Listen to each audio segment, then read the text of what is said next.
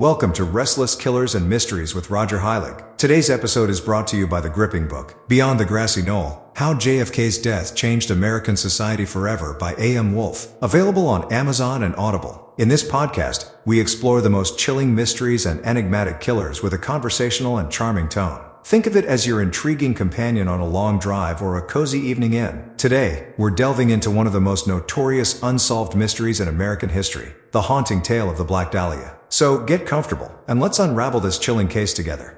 Postwar Los Angeles in the late 1940s, a place where dreams and desperation walked hand in hand. Imagine a city bursting with life, ambition, and a certain rough-around-the-edges charm. Hollywood was the beacon of glamour, casting its spell with promises of stardom and lavish lifestyles. Movie premieres, jazz clubs, and star-studded bars filled the nights with neon lights and twinkling expectations. Yet beneath this dazzling surface lay the grit, an underworld pulsing with crime, corruption, and broken dreams. LA was a city of stark contrasts. On one side, you had the wealthy elite living it up in Beverly Hills, with manicured lawns and grandiose mansions. On the other side, there were the struggling actors, war veterans, and ordinary folks trying to make ends meet. These were the dark, shadowy streets where flickering streetlights barely cut through the foggy night, and whispers of scandal traveled faster than the speed of gossip. The city was still reeling from the impact of World War II. Soldiers returning home were trying to reintegrate into civilian life, and the lines between dreamers and drifters were blurry at best. Crime rates spiked, and the Los Angeles Police Department was knee-deep in dodgy dealings and misconduct. It was an era when the mob had its fingers in many pies, and the glamorous facade was just that, a facade, hiding a complex web of vice and deceit. It's in this setting that Elizabeth Short, a young woman with starry eyes and big ambitions, stepped onto the stage. She wasn't alone. Thousands like her poured into LA, drawn by the magnetic allure of Hollywood. But for many, dreams of fame quickly turned into nightmares. The city could be unforgiving, preying on vulnerable newcomers, and Elizabeth Short would soon find herself at the epicenter of a grisly crime that still chills the bones of those who hear her story today. So, envision LA in all its post-war glory and grime. It's a place of stark opposites, where the promise of the American dream meets the dark underbelly of human desires. And it's in this electric atmosphere that one of the most mystifying and horrifying murders in history unfolded, leaving an indelible mark on the city and its soul. Now, with the stage set, let's dive deeper into the tragic tale of Elizabeth Short, the Black Dahlia. Let's turn our focus to the woman at the center of this grim tale, Elizabeth Short, later infamously known as the Black Dahlia. Elizabeth was a 22-year-old with dreams as big as the Hollywood sign itself. Born on July 29, 1924, in Boston, Massachusetts, she faced a tumultuous childhood after her father left the family when she was just 6 years old. Life wasn't a bed of roses for young Elizabeth, but she always nurtured her dreams. Elizabeth was known for her striking beauty. She had jet black hair, porcelain skin, and enchanting blue eyes. This striking appearance earned her the nickname Black Dahlia, a dark twist on Blue Dahlia, a popular film at the time. After moving to Los Angeles in 1946, she aimed to make it big in the film industry, but her path was marred with financial struggles and a transient lifestyle.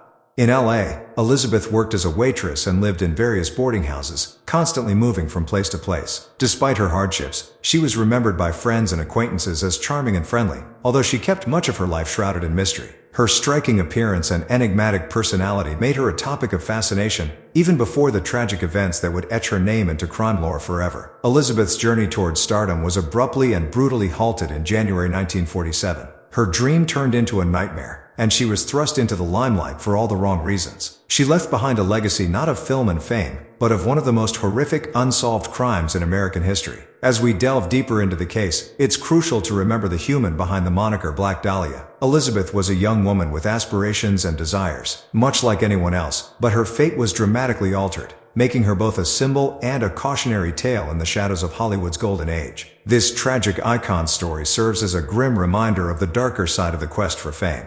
On the morning of January 15, 1947, a sunny but chilly day in Los Angeles, a young mother named Betty Bersinger was taking her 3-year-old daughter for a walk in the Leimert Park neighborhood. As they strolled along, a sudden, dreadful sight caught Betty's eye. At first, she thought it was a discarded mannequin, white and broken in half, strewn across a vacant lot. But as she drew closer, the horrifying truth revealed itself. This was no mannequin. It was the mutilated body of Elizabeth Short, who the world would soon come to know as the Black Dahlia. Betty hurried to a nearby house and called the police. When detectives arrived on the scene, they could scarcely believe their eyes. Elizabeth's body had been severed cleanly at the waist, a cut so precise it suggested a killer with surgical knowledge. Her pale, lifeless form had been drained of blood, making her skin appear ghostly white. Adding to the macabre tableau, her murderer had posed her in a grotesque fashion. Her arms were positioned above her head, bent at the elbows, and her legs were spread apart.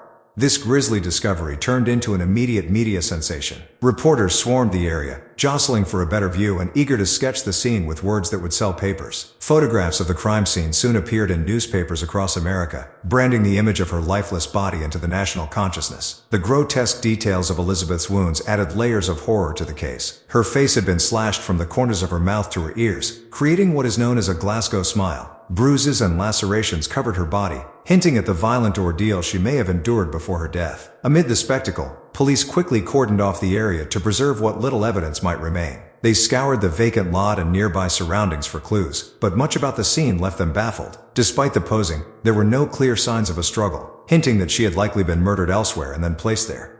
Yet this crime scene wasn't just shocking, it was methodical, almost ritualistic in its presentation. The lack of blood at the site indicated that Elizabeth had been killed and mutilated beforehand, drained elsewhere and transported to this grim stage. This pointed back to the precision and premeditation of the killer, who had taken extraordinary care to present the body in a manner that guaranteed maximum shock value. The immediate reaction was overwhelming. Newspapers ran sensational headlines, and the story recaptured the horrors of sensationalism in journalism. Every detail of Elizabeth Short's life, no matter how mundane, was scrutinized, debated, and speculated upon in print. Her short life was ransacked and displayed just as brutally as her physical body had been, turning her into a piece of public property and an icon of victimhood.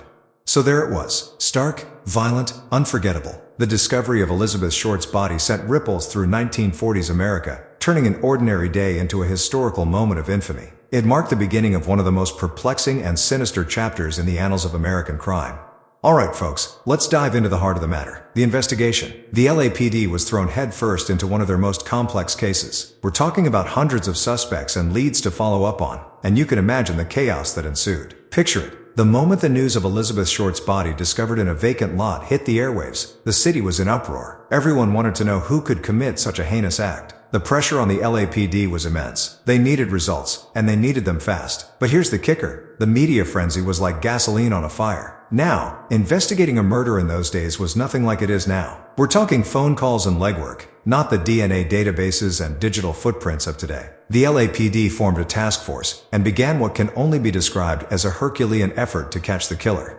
That meant long hours, sleepless nights, and an endless parade of suspects, more than 150 to be exact. From drifters to doctors, everyone who so much as looked at Elizabeth sideways was brought in for questioning. They even had to deal with false confessions, people eager to take credit for the crime for a twisted taste of infamy. And let's not forget, this was Hollywood, land of the glamorous and famous. Gossip ran rampant. Conspiracy theories flourished. Every hunch, every anonymous tip, no matter how outlandish, was followed up on. Detectives sifted through the noise, trying desperately to find the one clue or slip-up that would lead to a break in the case. The case files grew thicker as days turned into weeks. Witnesses came forward, but reliable information was scarce. Some people reportedly saw Elizabeth in the days leading up to her death, but could provide little that was useful. Her last few days remained shrouded in a frustrating, impenetrable fog.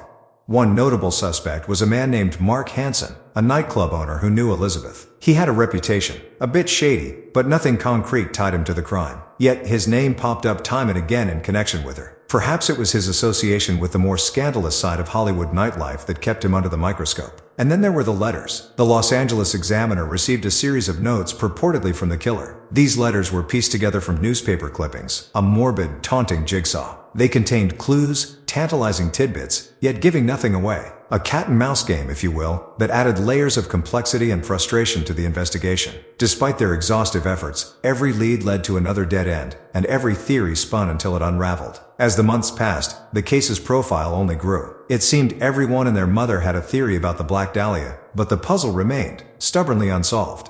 Ultimately, the investigation was overshadowed by the media circus, a double-edged sword. On one hand, it kept public interest piqued. On the other, it muddied the waters, adding confusion to an already confounding case. And with each passing day, the likelihood of catching the killer dimmed, turning what was once a red-hot pursuit into a cold case. The LAPD's investigation was marred by false starts and red herrings, leaving a community on edge and a murder mystery that would haunt Los Angeles for generations. Despite their best efforts, the Black Dahlia case remained as elusive as ever, a dark stain on the city's already tarnished image. It's the perfect recipe for conspiracy theories and amateur sleuths, don't you think? But we'll touch more on those theories and suspects later on. For now, the investigation stands as a reminder of how even the most diligent efforts can sometimes lead to a standstill in the face of a truly confounding mystery.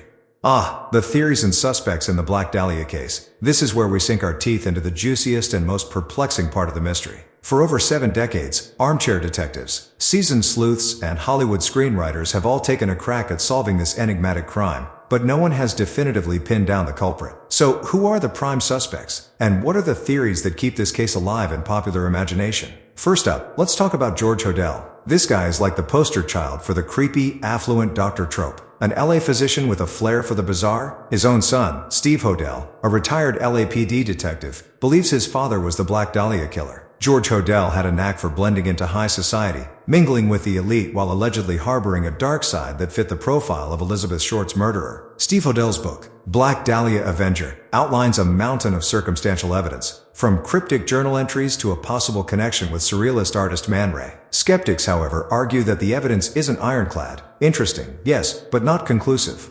Next, we can't ignore the mysterious Mark Hansen, a nightclub and theater owner. He was one of the last people known to have seen Elizabeth Short alive. Hansen's name repeatedly popped up during the investigation, mainly because Short had stayed at his home on several occasions. Some speculated that a rejection by Elizabeth sparked Hansen's rage, leading him to commit the behemoth crime in a fit of jealousy. Yet again though, there wasn't enough solid evidence to tie him definitively to the crime scene. Let's also touch on Leslie Dillon, a bellhop with an unnerving interest in crime. Believe it or not, Dillon actually contacted the LAPD himself, offering information about the Black Dahlia case. His knowledge and graphic interest raised red flags, making him a prime suspect for a good while. Investigators found his detailed narrative suspicious, believing he knew more than any bystander should. Despite this, he was eventually cleared, as authorities couldn't gather enough proof to solidify their case against him.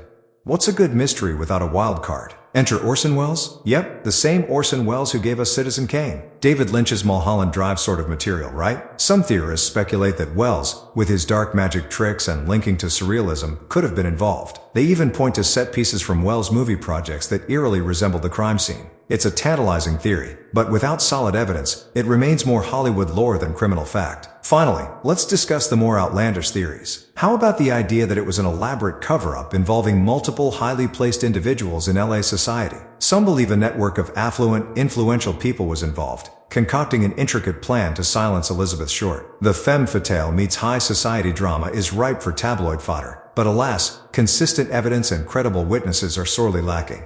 Throughout all these theories, one thread remains clear. The lack of definitive proof has kept the Black Dahlia case firmly in the realm of America's most famous unsolved crimes. From strange coincidences to full-fledged detective work, each theory adds another layer to this convoluted enigma. But until we find that smoking gun, or in this case, the severed link, the truth remains as elusive as ever. Keep your magnifying glasses handy, friends. With this case, you never know when a new twist might turn up. The Black Dahlia case remains one of the most infamous unsolved murders in American history. Even today, more than 70 years later, the mystery continues to fascinate and horrify. Why, you ask? Well, for one, the brutality of the crime itself is shocking. Elizabeth Short's body was mutilated in ways that still make seasoned crime experts shudder. This wasn't just another murder. It was a calculated act committed by someone with a twisted sense of control and sadism. The public's imagination was captured not just by the viciousness, but by the brazenness. Who would commit such a horrific act and leave the mutilated body out in the open for all to see? Media coverage added fuel to the fire, sensationalizing every detail. It was the 1940s equivalent of going viral. Newspapers ran wild with speculation, conjecture, and outright fabrications, anything to keep readers hooked. Remember, this was an era without social media or 24-hour news channels, so such a gripping story spread like wildfire through the pages of morning papers and radio broadcasts. Elizabeth Short's moniker, the Black Dahlia, was itself born from this media frenzy, inspired by a film noir title, The Blue Dahlia, that echoed her dark, tragic aura. The case's unresolved status taps into something deeply human, a need for closure and justice. When those needs are frustrated for decades, it becomes an itch that people can't help but keep scratching. Each new generation digs into the archives, hoping to be the one to solve the mystery. Theories have ranged from the plausible to the downright bizarre, each adding another layer to the legend. The impact on pop culture is enormous. Scores of books, films, and even graphic novels have drawn inspiration from the Black Dahlia murder. James Ellroy's novel The Black Dahlia and its subsequent film adaptation brought Elizabeth Short back into the public eye, intertwining fact and fiction in a way that continues to shape our perceptions of the case. The story's dark allure also makes it a perfect subject for true crime podcasts and documentaries, proving that our fascination with the macabre never really fades. In forensic science, the Black Dahlia case has left a lasting legacy as well. Modern techniques and protocols often owe their development to the lessons learned, or not learned, from past high-profile cases like this one. The DNA evidence and criminal profiling used in today's investigations were, in many ways, born out of the need for better solutions to these persistent cold cases. The shadow of the Black Dahlia looms large over LA, a permanent scar on the city's glittering veneer. Every time a new piece of evidence is unearthed or another theory is floated, it grabs headlines. It's as if Elizabeth Short's ghost still walks with us, reminding us of the darker side of the American dream. Whether it's the unending search for her killer or the way her tragic story is retold, Elizabeth Short's name lives on, etched into the grim lore of America's most haunting mysteries. In the end, the allure lies not just in the horror of her death, but in the enigma that surrounds it, a case still so cold it burns in the collective consciousness. The Black Dahlia case is a haunting enigma that has perplexed investigators, journalists, and true crime enthusiasts for decades. Despite the tireless efforts of the LAPD, the numerous investigative attempts, and the plethora of theories proposed by armchair detectives and seasoned professionals alike, the brutal murder of Elizabeth Short remains unsolved. Elizabeth's tragic tale is more than just a cold case. It serves as a poignant reminder of the darker side of Hollywood's golden era. In the shadow of the glitz and glamour, there existed a stark vulnerability, a reality often glossed over by the allure of stardom. Her story highlights the dangers that many young women faced as they sought fame and fortune in a city that could be as merciless as it was mesmerizing. The grisly nature of the crime, coupled with the sensationalist media coverage, turned Elizabeth Short into an almost mythic figure, the Black Dahlia. Over the years, her persona has been explored and dissected in countless books, movies, and TV shows, yet the real Elizabeth, her hopes, dreams, and the entirety of her life before that fateful January day, remains obscured by the tragic narrative that followed her death.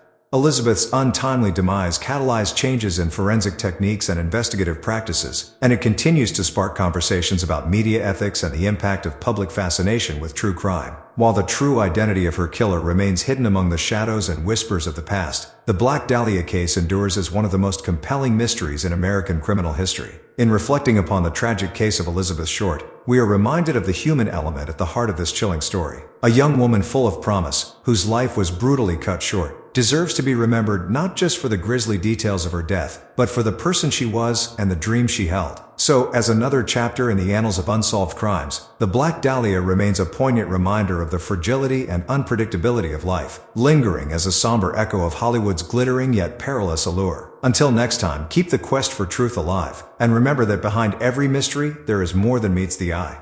Thanks for tuning in to Restless Killers and Mysteries with Roger Heilig. I hope you enjoyed our deep dive into the chilling tale of the Black Dahlia. Don't forget, today's episode is brought to you by Beyond the Grassy Knoll, How JFK's Death Changed American Society Forever by A.M. Wolfe, available on Amazon and Audible. Give it a look if you're as fascinated by unsolved mysteries and dark history as I am. Join us next time as we uncover yet another bone-chilling case that will keep you on the edge of your seat. Until then, stay curious and keep questioning the shadows.